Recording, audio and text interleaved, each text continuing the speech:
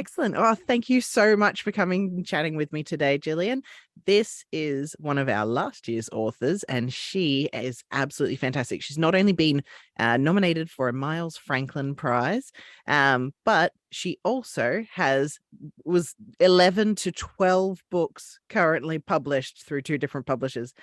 That's incredible, honestly. A lot of people struggle to get even one book published. So I'm so proud to have you as part of the festival. Thank So you. you were just mentioning to me that you had released two books since last year. Tell me about those two new books. Well, Consequences is a sequel to Alone, which had come out last year, which I brought with me to the thing last year. And it's a sequel. I didn't ever think I'd write a sequel, but afterwards I thought there's a bit of loose end there. And I thought my readers would pick it up, but they didn't. So I thought, okay, I will build on that. So there's, if you haven't read Alone, you can read Consequences. It's standalone in a sense, but on the other hand, if you've read Alone, then Consequences it's good to catch up with Rachel, that's the protagonist in Alone, and it moves on 5 years. So it's not the immediate. It doesn't follow on immediately. She has 5 years of relative peace and quiet.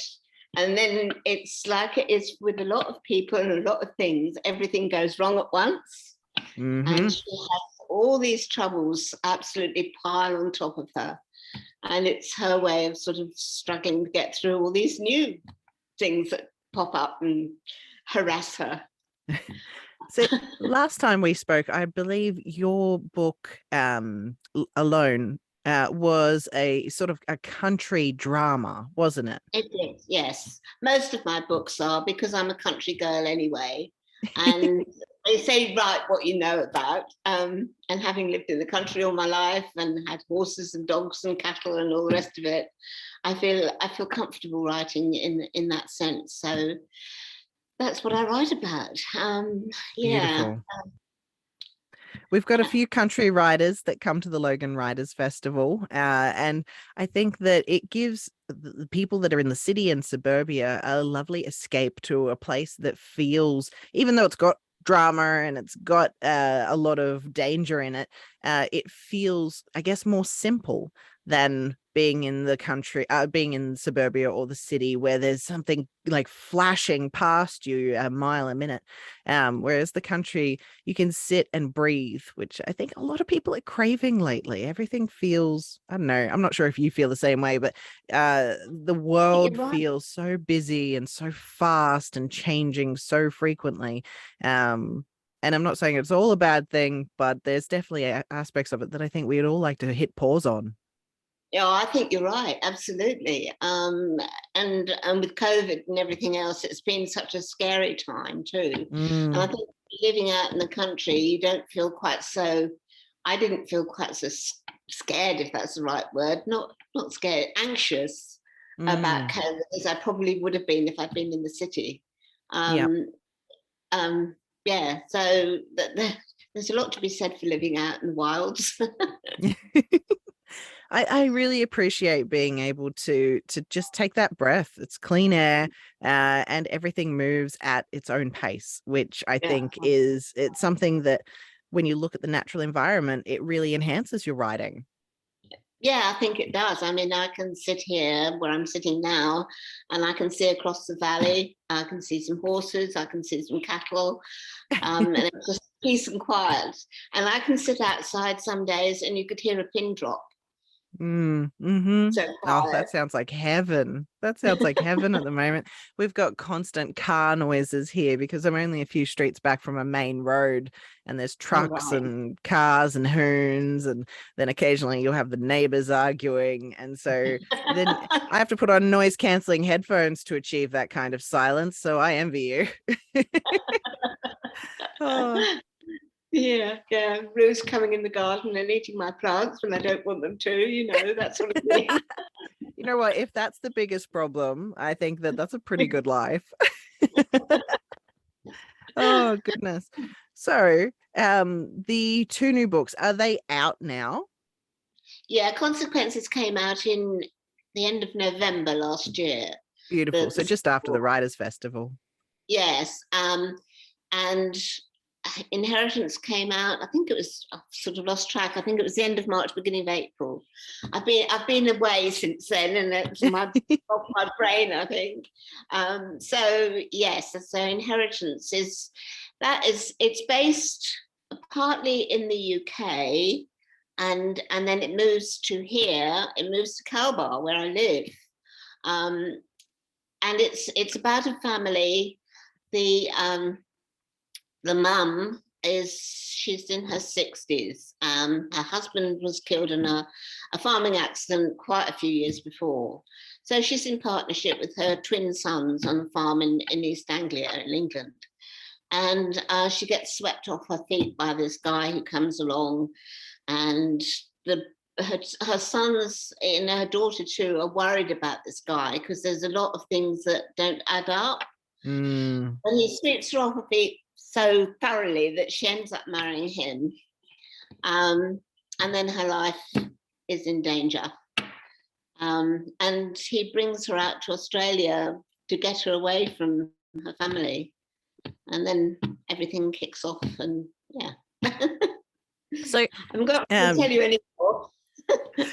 just the other day, I was speaking to someone who writes a lot of country romance. What leads you to write about dark aspects like that? Because that's quite sinister.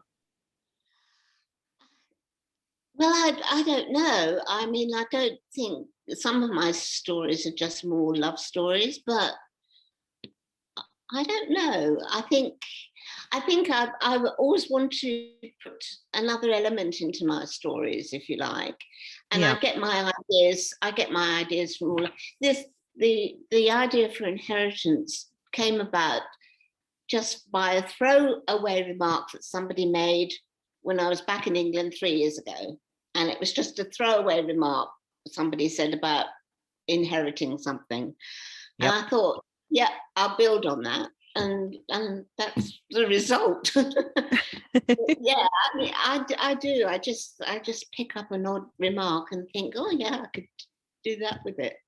I like that. It's so often that your inspiration comes from an area like that. Just an odd little moment. It could be the shape of something, or the sound, the smell, the taste of just one little thing that explodes into a whole story. So I like that. Yes, yeah, that's right. So So, you're coming to speak at the Writers' Festival again this year. I'd love to hear more about the topic you're going to be speaking on. well, I'm going to talk about what we were just talking about, really, inspiration and where it comes from. And I thought maybe I might get my audience to have a piece of paper and a pencil and write down just an idea, and then we can have a discussion about how to build on those ideas. Wonderful. I like that. I like that a lot.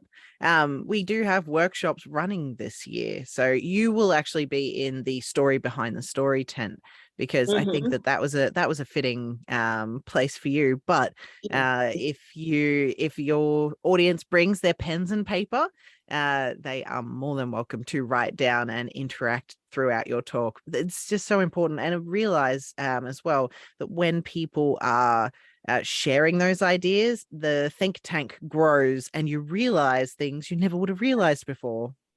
That's right. That's right. It does. It does. I mean, it can grow in directions you never ever thought it would. But that's very true. Yeah. So that's what I thought I might do while I'm talking. People can sort of sit and think about it, and at the end, we can all go see what ideas people came up with. I like that. I like that a lot. So, are you a big reader as well? Yes. Yeah. Yes. What are your favorite things to read? I I think I've got a fairly wide genre, really. I can read really graphic horror stories, not so much horror stories, but you know, whodunits, if you like. Ah, Um, yes, like dark mysteries. yeah, through to romance. The one thing I do like is I get annoyed if something is too unreal. Mm-hmm. You get what I'm saying? If somebody is sort of, I don't know quite how to put it, but It's yeah, like if you're not able to suspend disbelief. that's right. You've got Yeah. it. Yeah. Yeah. Yeah. I think that's a lot of people, in order to a lot of people recently, in order to stop that, have been using real world darkness to try and make a story believable. Yeah. And I think it sort of swings too far in the opposite direction. I'm a huge critic of Game of Thrones for that instance. Yeah. But a lot of the things that you see that are written for TV or written these days, like the dystopian novels, they're real in the sense that, you know, a big corporation will take over, or a tyrant is leading a Mm. crusade against good people. But then they just seem like, yes, these horrific things can happen, but they're not commonplace in the real world. And I think they go a little bit too far the other way, trying to make it so real and so gritty that it really does blast itself out of that again. Yeah, I think you're right. You're right. Yeah. That's exactly how I feel about it too. And Yeah. and then you start getting annoyed and think, Yeah, I put them down by that stage. But I think that you can still have so many, you can have an entire world that is completely made up, as of long as course it you can. feels like you can stand in it. That's right. That's exactly right. That's exactly Yeah. right. As long as it feels that you can be there and participate in what they're going through, then that's a different thing altogether. But yes, there's a line, isn't there, between one thing and the other? Yeah. Yes. Yeah. No, it's so fascinating. I love talking about genre, and I love talking about crafting a really effective story and having people they just sink into the world as if they're slowly falling into treacle. And then they realize they're stuck and they're in love with it. That's a very good way of describing it. Very good. I always think with what I write that if I've made my readers laugh and I've made them cry and feel every emotion in between, then I feel as if I've done a good job. And I always hope that when I write something, that's how and it's silly because somebody asked me, I did a kind of book launch the other week in the new bookshop that Shoreline have got in New Farm. Have you Oh, been, by the way? wonderful. You know what? I've not been out of Logan for a few months now.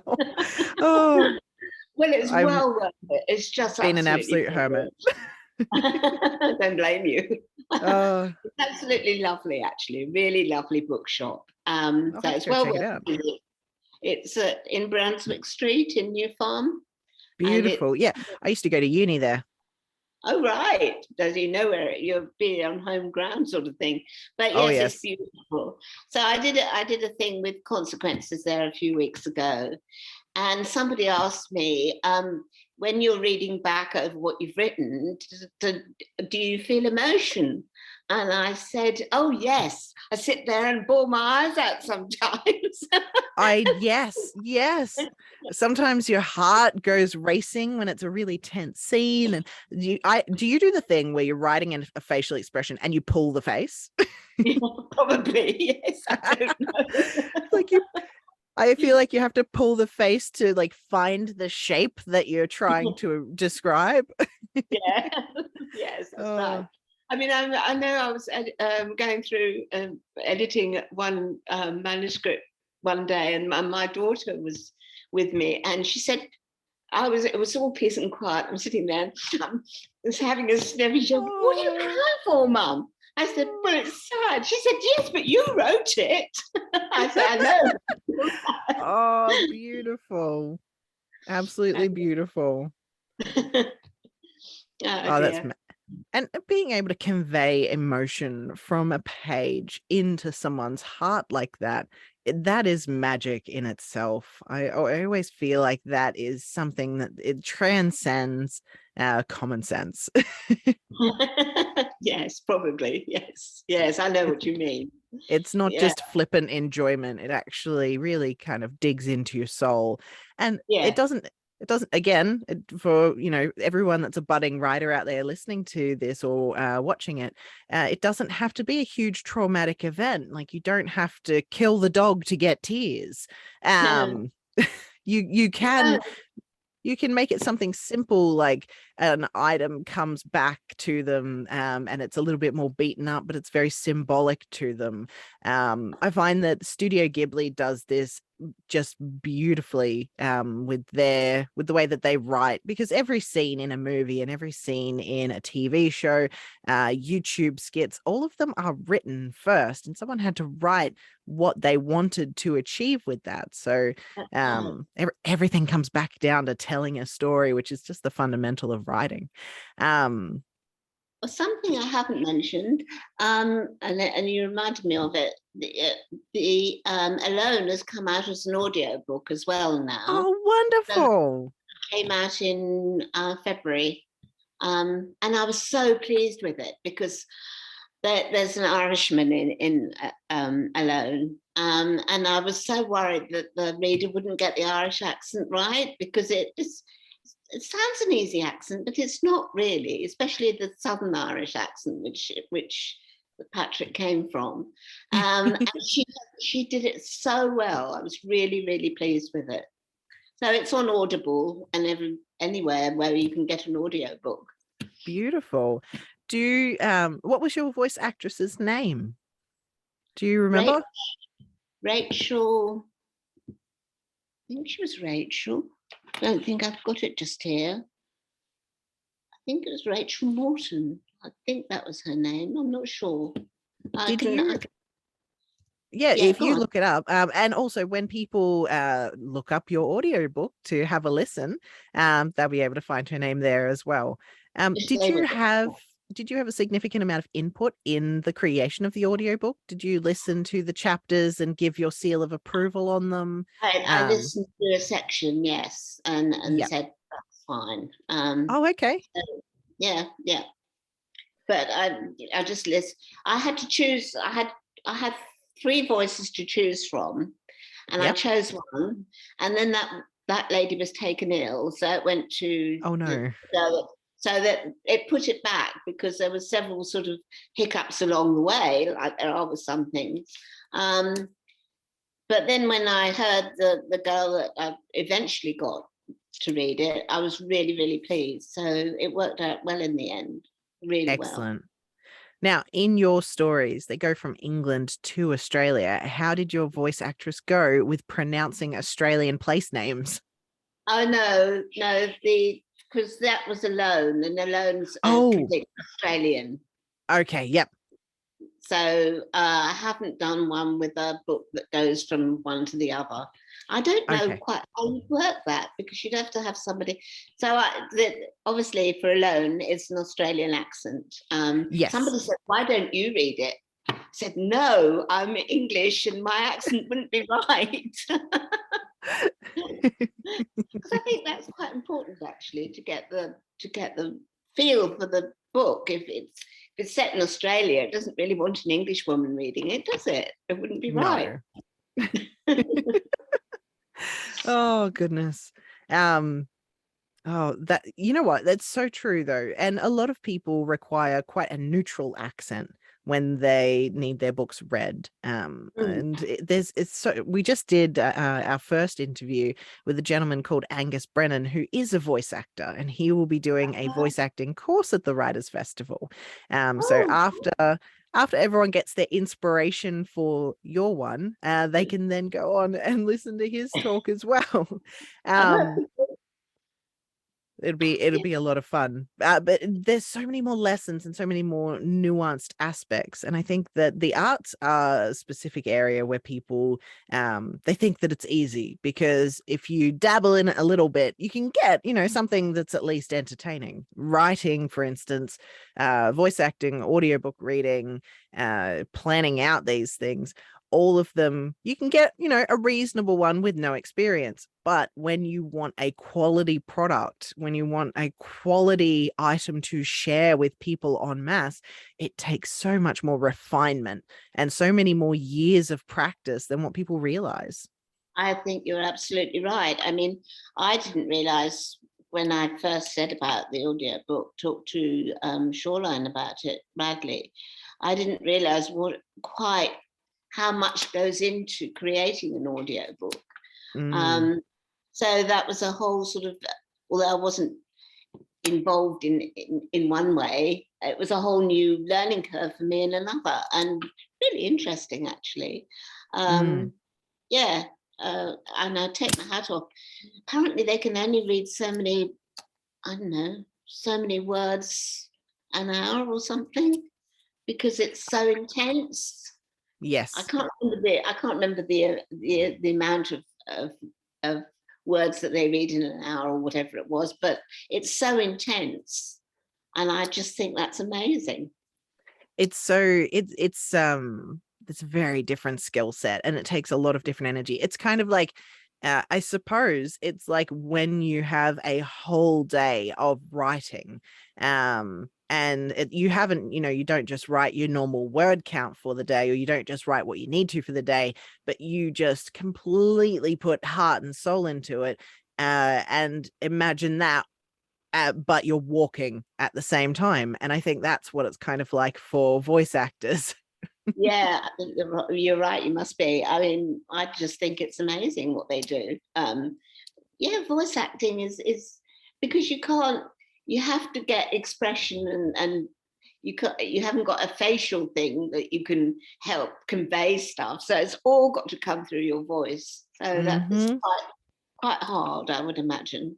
So yeah, Hmm. I'm looking forward to listening to this. It's going to be good. Oh, I'm so excited to listen to it too. We'll have to get the Yeah. links for it and put it underneath the video in the description for everyone. Well, Oh yeah. thank you so much for talking with me today, Gillian. This has been absolutely lovely, and I can't wait to see you in September. No, thank you. I'm looking forward to it tremendously. Oh, Thanks, wonderful. Rihanna. It would be great to catch up again. But It will.